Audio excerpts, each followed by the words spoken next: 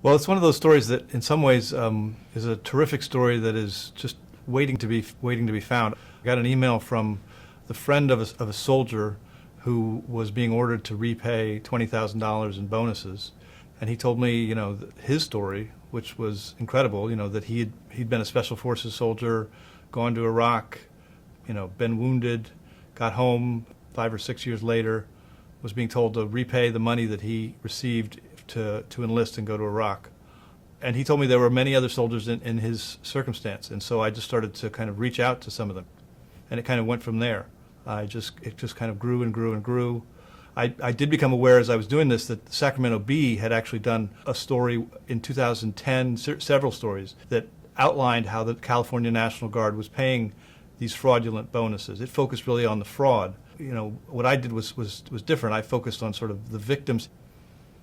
Since the people had been prosecuted for giving improper bonuses, there had been this gigantic recoupment effort by the Guard, in a pretty quiet way, to recover this money from individual soldiers, and it had gotten almost no attention at all. So it just became a very compelling story very quickly, and as I say, it was relatively easy to report as these things go. The reaction has been overwhelming.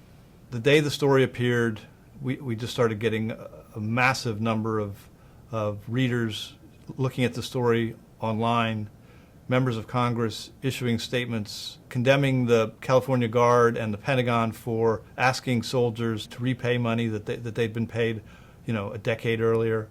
And it just sort of snowballed. Readers writing me emails asking the question that, is the obvious one, which is, how could this happen? How could you ask soldiers who kind of put their lives on the line to, long after the fact, repay the money that they were offered in order to enlist in the Army? The response was so large that the Pentagon had to step in. The Secretary of Defense sort of interrupted a trip that he was on in Paris and issued a statement saying that they were suspending the repayments and that they were going to speed up the appeals process for these soldiers who basically say, I don't owe you this money and you can't take it back from me.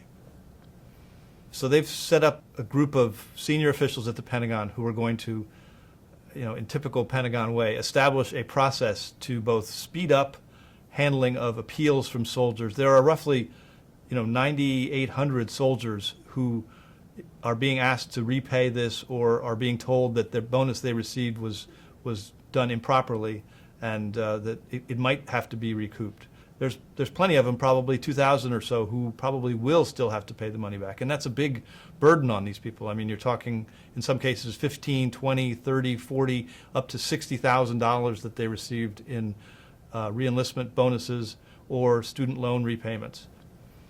They've really speeded the process up, and they're trying to get it done, all of these cases looked at by July 2017.